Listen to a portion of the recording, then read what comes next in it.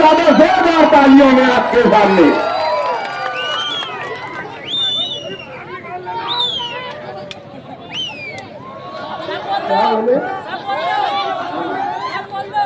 औज़ुबिल्लाहिमिनश्शैतानिर्रजीम बिस्मिल्लाहिर्रहमानिर्रहीम नहमदुहु व नसल्ली अला रसूलिहिल करीम अम्मा बाद। आज इस प्रोग्राम के सदर मोहतरम स्टेज पर बैठे हुए तमाम मोअज़्ज़िज़ीन, सामने बैठे हुए तमाम हाज़रीन जलसा, हमारे पत्रकार और मीडिया लोग, बहुत अरसे के बाद आज आप लोगों से मुखातिब हूँ और बिलखुसूस आयशा नगर में मुखातिब हूँ। मैं समझ सकता हूँ आप लोग क्या सुनना चाहते हैं और मुझे क्या बोलना चाहिए। माफ करना, जरा आवाज में मेरे थोड़े खराज है, इसलिए मैं उस अंदाज से तकरीर नहीं कर पाऊंगा जैसे मैं आयशा नगर में करता था, लेकिन फिर भी कोशिश करूंगा इंशाअल्लाह। जिंदगी दी है तो जीने का हुनर भी देना, जिंदगी दी है तो जीने का हुनर भी देना, पाँव बख्शे है तो तौफीक के सबर भी देना, और जिंदगी तूने सिखा दी है, मैं तो गूंगा था, अब जो बोलूंगा तो लफ्जों में असर भी देना। मोअज़्ज़िज़ीन, सबसे पहले तो मैं आपको एक बात बताना चाहता हूँ। आज इस मजमा में, इस जलसा में बहुत सारे ऐसे बच्चे होंगे जिनकी उम्रें अभी 25-30 साल को पहुंच रही हैं, 20, 25, 30, और शायद वो मुझे नहीं जानते होंगे, लेकिन आपको एक बात बताता चलूं कि आपके वालिदैन, आपके जो बुजुर्ग हैं, आपके दादा दादी, वो सब मुझे अच्छी तरीके से जानते हैं। आप लोगों को याद होगा यहाँ करीब में आयशा नगर कब्रिस्तान है। शायद आप लोग नहीं जानते कि इस आयशा नगर कब्रिस्तान की बुनियाद और इसका पहला ठा जो है मैंने पास किया। मैं जब प्रेसिडेंट बना था तो बल्दिया 1990 में 91 में मैंने मेरी पहली सही अगर चेयर पे बैठा था कुर्सी पर, तो अपनी जो सिग्नेचर किया था वो आयशा नगर कब्रिस्तान, आयशा नगर और आसपास के गिरद नवा के लोगों को देने के लिए मैंने अपनी कलम से वो साइन किया था। वो मेरी पहली दस्तखत की चेयर पर बैठी। इसलिए आपको ये बताना चाहता हूँ, मैं अभी का ये सुन रहा हूँ बहुत सारे लोग बोल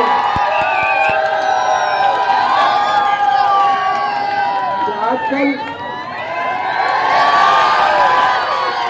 इस्तेमाल कर अब्दुल मालिक आ गए, शायद मेरी जरूरत महसूस नहीं होगी आप लोगों को। मैंने एक शेर को जन्म दिया हूँ, वो आप लोगों के सामने बोलेगा। खैर, मैं आप लोगों को बताना चाहता हूँ कि हमने उस जमाने में ये सोचकर, जब इस कब्रिस्तान के वजूद की लड़ाई चल रही थी, मैं ये बात आप इसलिए बताना चाहता हूँ आपको कि आज जो जनता दल उस जमाने की और आज की समाजवादी पार्टी में निहाल अहमद साहब ने, ये पूरा महिला पूरा एरिया जानता है कि जब ये आयशा नगर की पार्टी लगी थी यहाँ पर, तो इन्होंने उसको ठोकर मार दिया था, और आज वो आप लोगों के बीच में वोट मांगने आ रहे। मैं आप लोगों से कुछ बातें बताना चाहता हूँ। दोस्तों, साथियों और मेरे बुजुर्गों और घरों में बैठी मेरी पर्दा नशीन माँ बहनों, अगर आप तक मेरी आवाज़ पहुँच रही है तो ये बात सुन लो कि यहाँ पर जो बात है, मैं आप लोगों से कहना चाहता हूँ। बहुत सारे लोगों को ये गलत फहमी थी हमारे बारे में। बहुत सारे ये लोग कहते थे कि जिस वक्त शेख रशीद का इंतकाल हुआ उस वक्त यूनुस दादा और यूनुस दादा के घराने के कोई लोग यहाँ नहीं आए। लेकिन शायद आप लोग नहीं जानते कि यहाँ पर आने के लिए, खलील दादा और शेख रशीद की मैयत में आने के लिए हमको बाकायदा मना किया गया था, और बाकायदा मैयत में ऐसे खड़े रहकर ऐलान किया था जलील दादा ने कि वो घराना यहाँ पर नहीं चलेगा। इतने ताज्जुब की बात है कि इनके यहाँ आज के उम्मीदवार, हमारी पार्टी के आज के उम्मीदवार मुफ्ती मोहब्बत इस्माइल कासमी साहब उनकी मैयत में जा सकते, उनको बुलाया जा सकता, लेकिन यूनुस ईसा खानवादे को नहीं बुलाया जा सकता।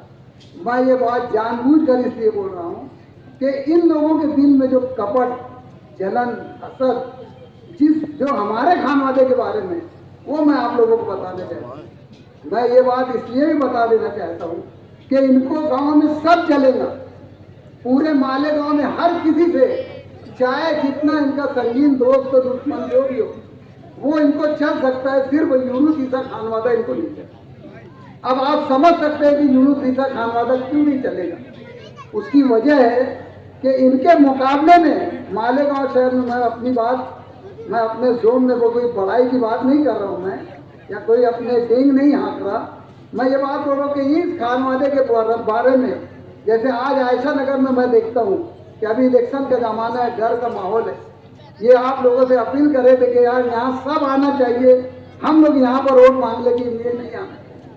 हमने उस वक्त तो ये बात कही थी कि हम तो जाएंगे भाई, आयशा नगर हमारा अपना इलाका है, हमारे अपने लोग हैं। यहाँ गली महलों में हर दूसरी तीसरी गली में मेरे रिश्तेदार रहते हैं।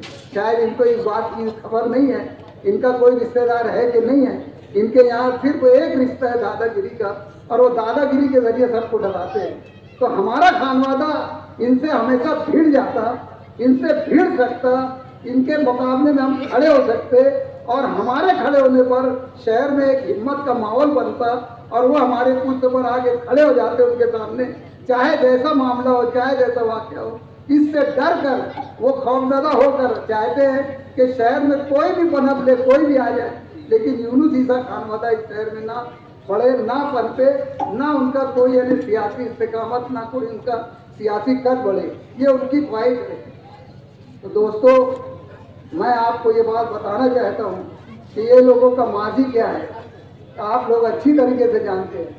ये बार बार शेख आसिफ अपनी तकरीरों में एक बात बहुत बोलते हैं। वो ऐसा बोलता है कि हमारे खानदान में बता दो कोई लड़ाका है क्या, किसी ने झगड़ा करा गया, किसी को हाथ लगाया गया, किसी को मारा गया, किसी को दादागिरी करा गया, किसी पर कटर चलाया गया, किसी पे हमला किया गया, किसी पे पिस्तौल उठाया गया। ये बात हमेशा बोलते हैं। और उसमें एक बात वो खास तौर से बोलते कि बता दो मेरे ऊपर कोई ऐसा रिकॉर्ड है कि पुलिस में एक सादा एनसी भी मेरे ऊपर नहीं।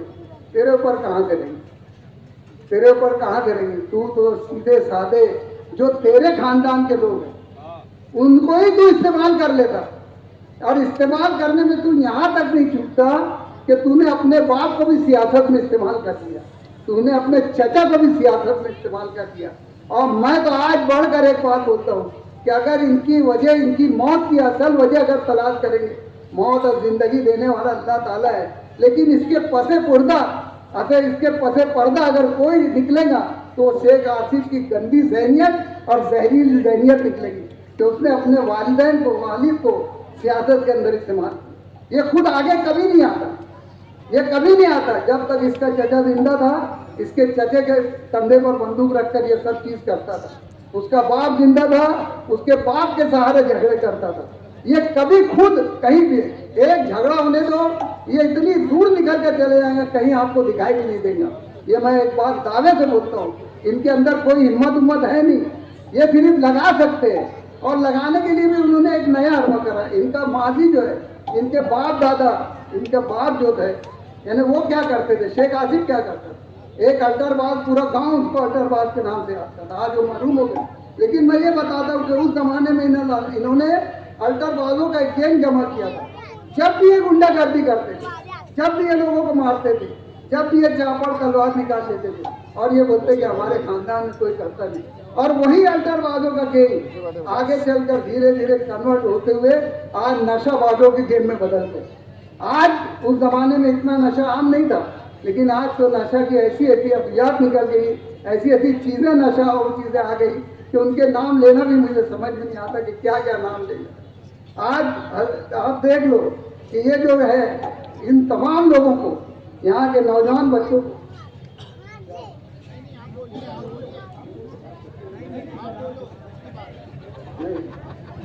आप लोग गौर करो, आप लोग ध्यान दो इस बात पर कि इन्होंने क्या किया। वही अड्डरबाजों के बच्चे, वही सब लोग उन्हीं को इस्तेमाल करके आज उनको भंग, गांजा, चरस, अफीम और तमाम किस्म की कुत्ता गोली, गर्दा, एमडी, पेंसिडिल, कोरेक्स, सॉल्यूशन, साइकिल का सोल्यूशन, यहाँ तक के झंडू बाम, अजीब और गरीब नस्लों की चीज़ों का इस्तेमाल उन्होंने उनसे करवाया।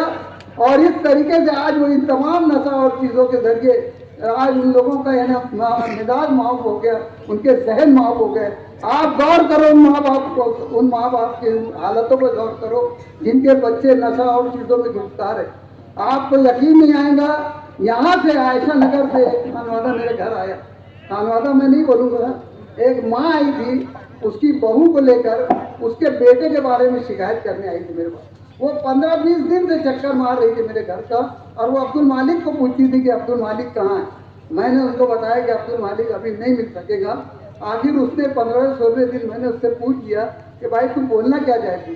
वो पर्दापोश खातून थी, उसकी बहू भी पर्दे में थी। उसने जब मुझे बोली कि तुम कौन हो उसके, तो मैं बोला मैं उसके अब्बा हूँ। तो फिर उसने भाई ने मुझे बैठ कर मैंने घर में लाया, तो उसने मुझे बताई कि मेरा बेटा एक ज़माने से नशा की बीमारी में मुब्तला हो गया और वो हर तरीके का नशा करता।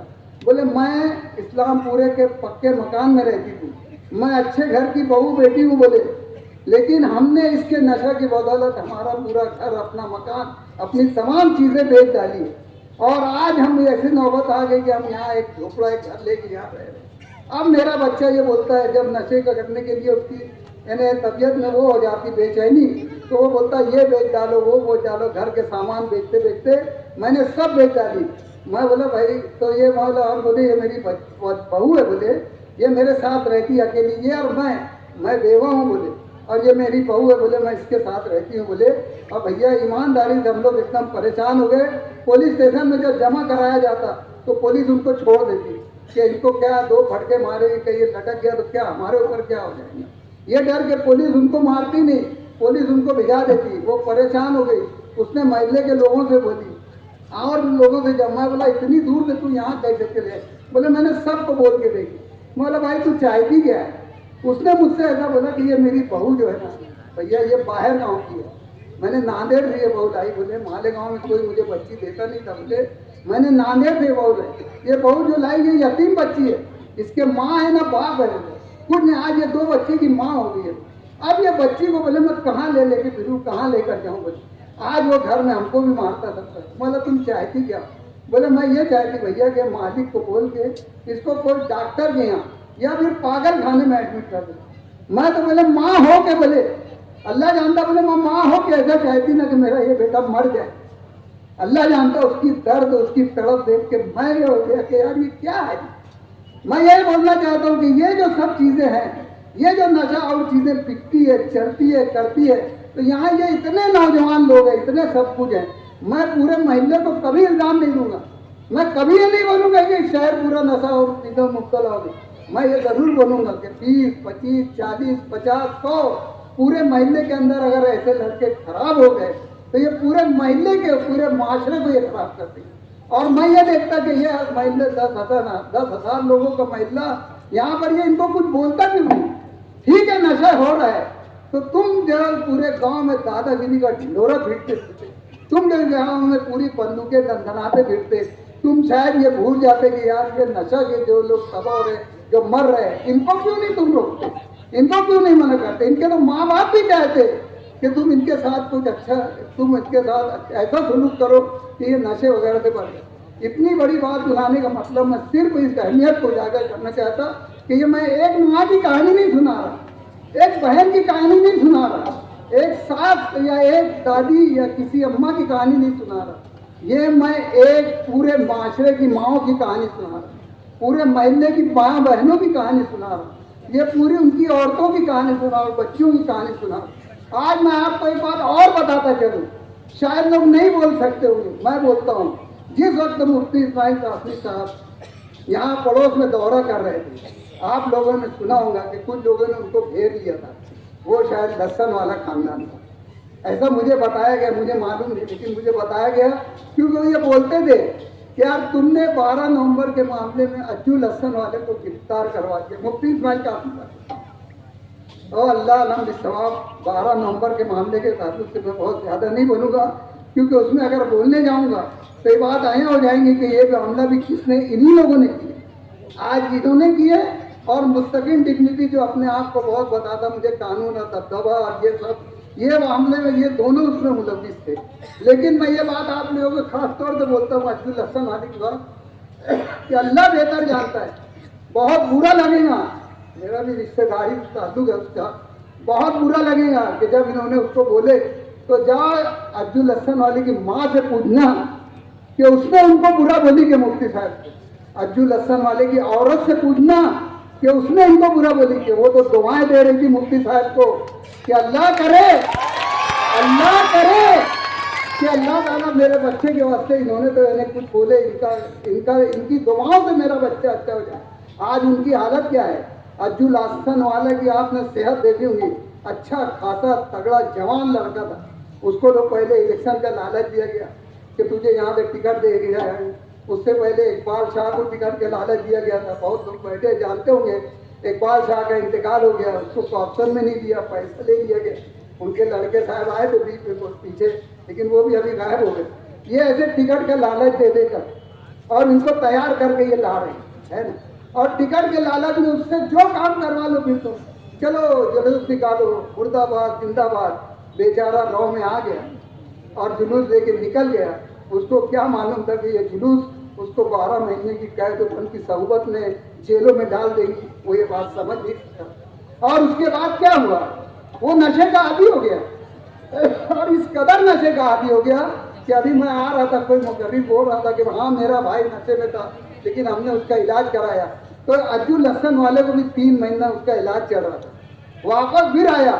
मुझे कुछ खबर ऐसी लगी कि वो फिर वापस वही नशे में चला। उसकी वजह क्या है कि इनकी सोबत उसको अच्छा होने नहीं देती। ये जिसकी सोबत में रहेंगे उनके बच्चे बिगड़ना तय है, ये मेरी बात मान लो। आपको मैं ये बात गलत नहीं बोल रहा हूँ, ये बात मेरी हकीकत है कि जो भी ये बच्चे हैं ये सब करता धरता इन्हीं के लोग हैं। क्या आप नहीं जानते यहाँ कुत्ता गोली नशा और चीजें कौन बेच रहा है? क्या आप यहाँ नहीं, जितने भी गैर कानूनी काम है आप तुम देख लो, गैर कानूनी कामों की लिस्ट उठा के देख। यहाँ पर कोई अगर गैस का धंधा करना चाहा, अगर रिक्शा वगैरह में कोई गरीब ने सोचा कि मैं एक कारोबार करूँ तो ये उसके ऊपर काबिज हो जाते हैं, या अगर वो धंधा उससे छीन ले। यहाँ अगर किसी ने कोई नई चीज़ लाया कि मैं ये धंधा करना चाहता, ये करते।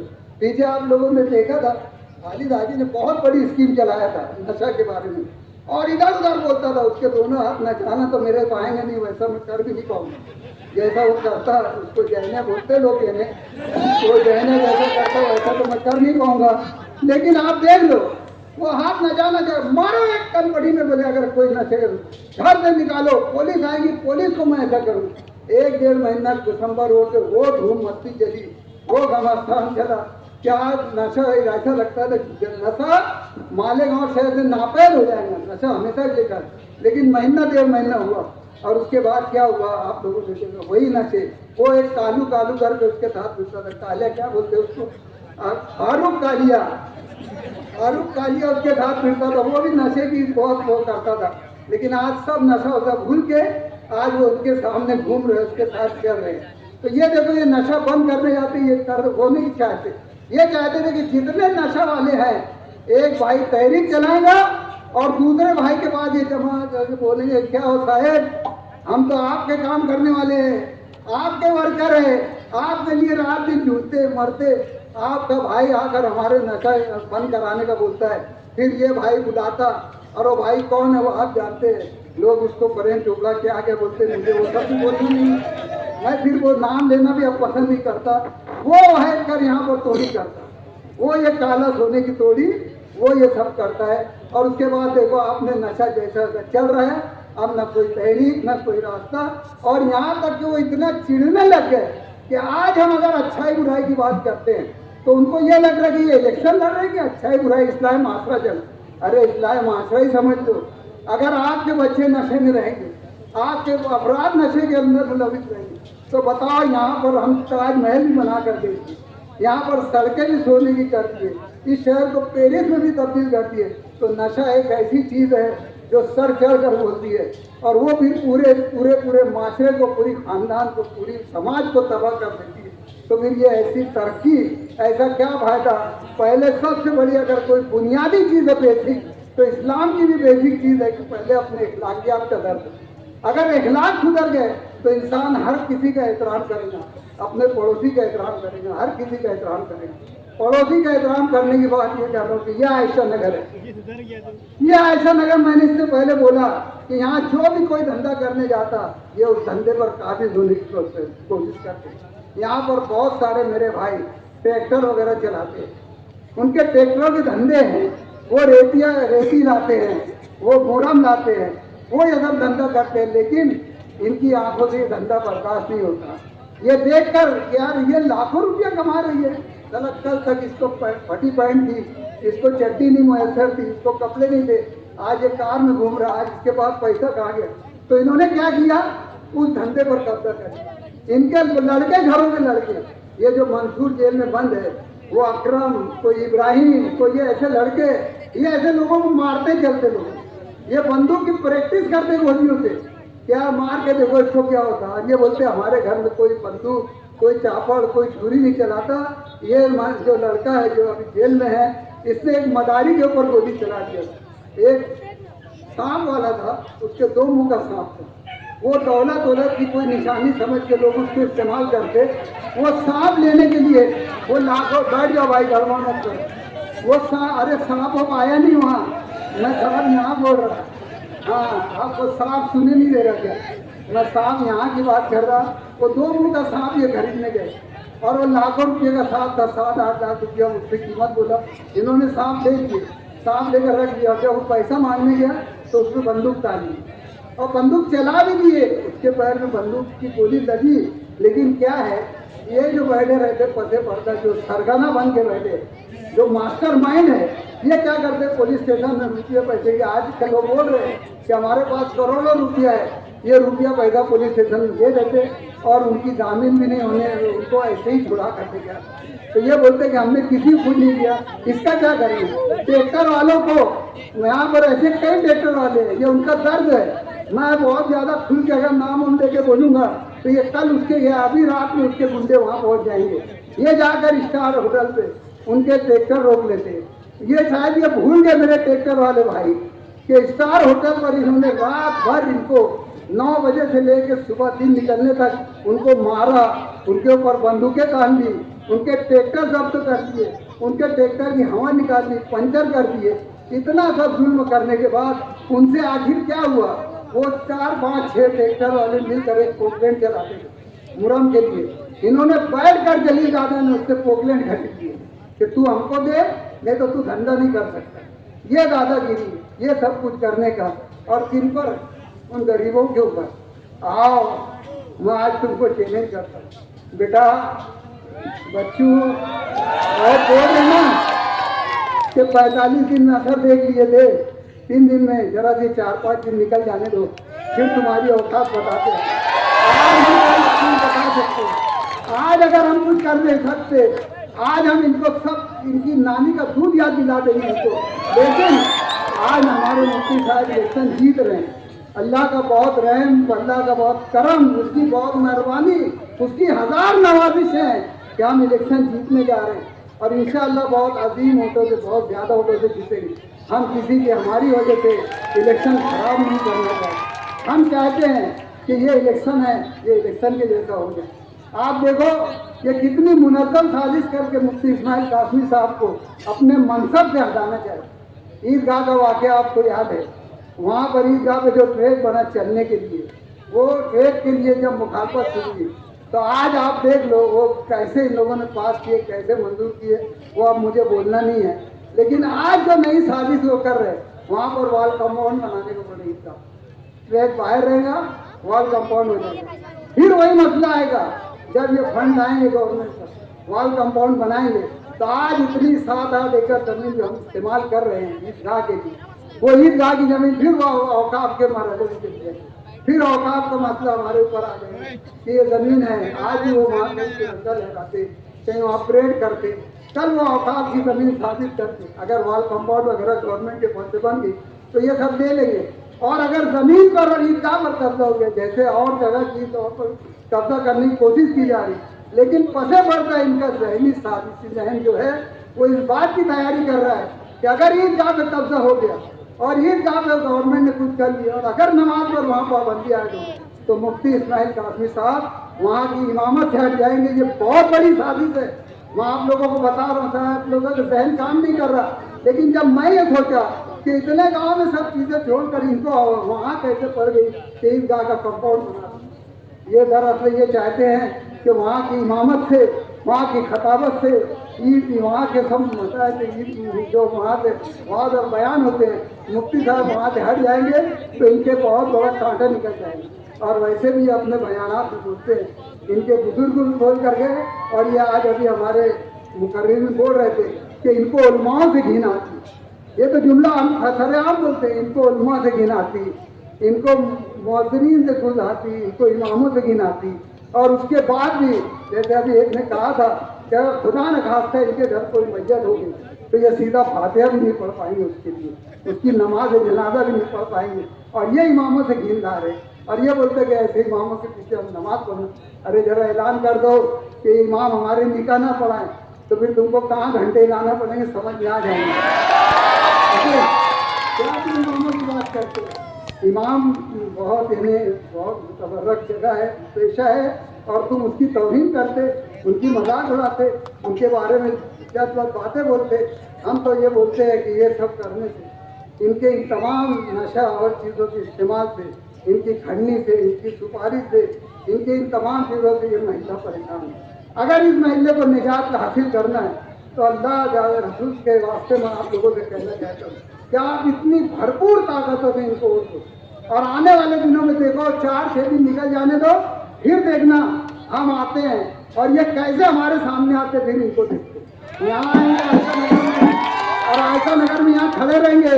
मैंने पीछे भी इनको चैलेंज किया था कि आओ अगर मुकाबला करना, जब ये हयात थे, जब तो खलीद, आज ये रोना रो रहे, मेरे चचा मर गए, मेरा बाप मर गया, मैं यतीम हो गया।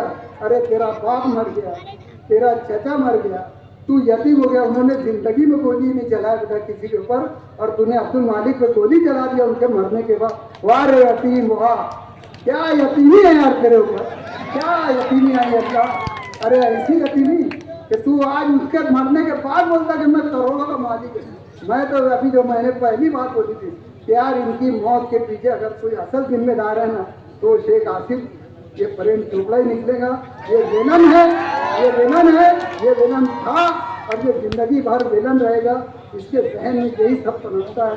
दोस्तों बातें बहुत कुछ करने की थी, मैं आप लोगों से सिर्फ आखिर में एक बात बोलना चाहता हूँ कि आप जो वोट देने की बात आएगी और जो धमकाया जा रहा है आप लोगों को, तो मैं आप लोगों से एक गुजारिश करना चाहता हूँ। देखो दुनिया में कितना भी बड़ा दादा हो, कितना भी बड़ा दादा हो जाने दो, तुम मैं हम ये वो सब दादा, मुझे तो नाम से दादा ये नहीं बोलते कि मैं दादा है। दादा की मैंने यहाँ किसमें बता चुका कि एक दादा बड़े भाई को बोलते हमारे देहात में, मैं नागपुर का रहने, एक दादा पोते के बाप के बाप को दादा बोलते, एक दादा बोलते, और एक दादा ये रंडीबाज लोग रहते ना और कोठे पे जो रहते ना, उनके वहाँ बैठ के उनकी जो खवागिरी करते ना, वैसे दादा रहते जो गरीबों को इनको दबाते, ये उस टाइप के दादा रहते। तो मैं तो 2 किस्मों में बैठ जाता, मैं पोते का दादा भी है और मैं बड़ा भाई हूँ इसलिए मुझे दादा बोलते, लेकिन ये तीसरी किस्म में ये हरामखोर लोग बैठते,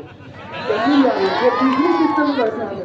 मैं इतनी सख्त बात बोल रहा हूँ, मुझे लगेगा कि मुझे कुछ जो बोलेंगे तुझे ऐसा नहीं होना, लेकिन मैं उम्र के 75वें साल में चल रहा हूँ और मेरा चैलेंज है बेटा वक्त आने दे, तूने जो किया है ना तेरा हिसाब सूद समेत लौटाऊंगा इंशाअल्लाह। मैं बोल रहा हूँ, मैं यूनुस ऐलान कर रहा हूँ कि तेरा हिसाब सूद समेत मैं ही लौटाऊंगा बेटा। सूद हराम है और तुझे हरामी चीज लौटा के दूंगा। अब आखिर में एक बात बोलता हूँ मैं दादाओं के साथ, कितने भी बड़े दादा रहने दो, जब आपको वोट देने जाना है, जब आप वोट देने जाएंगे, मैं ऐसा समझता कि दुनिया में इससे बड़ा दादा कोई नहीं रहेगा जो वोटर रहे। जब वो वोट देने जाएगा तो वो जहाँ वोट देने जाएगा पहले वोट से बताओ उससे बड़ा दादा कौन रहे, उसको कौन देखने वाला है? कौन दादा आएगा तलवार लेकर, कौन दादा आएगा बंदूकें लेकर, कौन दादा आएगा उसको एक चमचे छुरी और चपला के लेकर, कौन आएगा तुम्हें के पास? तो वहां पर वो अकेला रहेगा, वो अकेला दादा रहेगा। इसलिए आप उस वहां पर जाकर लीडर और बेबाकी के साथ अपना वोट डालिए, पतंग निशान पर वोट डालिए। मुफ्ती मोहम्मद इस्माइल कासमी का ये निशान है 20 नवंबर को होने वाले इलेक्शन में। मैं बातें और बोलना चाहता था, जैसे अभी हमारे पेट्रोल लोगों ने बोले कि 40,000 वोटें इन्होंने कटवा दिए, तो मैं उन 40,000 वोटों वालों से फिर बोलना चाहता हूँ कि आपकी वोटें इंशाल्लाह वापस आ गई होंगी। आप इतनी ताकत से इनके खिलाफ वोट दो, वो 40,000 वोट कटी ना, वो इनके खिलाफ वोट दो और बहुत शिद्दत और ताकत के साथ इनका वोट दो और कोशिश करो वो वोट कैसे दी जाएगी। मैं सुना इन लोगों ने भी 30-40,000 वोटें बढ़ाई है, बढ़ाने दो। आप अपने वार्डों में 10% वोट बढ़ा लो, अगर 70 होती है तो 80% कर लो। इंशाअल्लाह ताला पतंग आसमानों में उठती रहेंगी और कोई इनको उतार नहीं पाएगा, कोई उतार नहीं पाएगा। इसी दुआ के साथ मैं मुफ्ती इस्माइल कासमी जी की सेहत के लिए भी दुआ करता हूँ।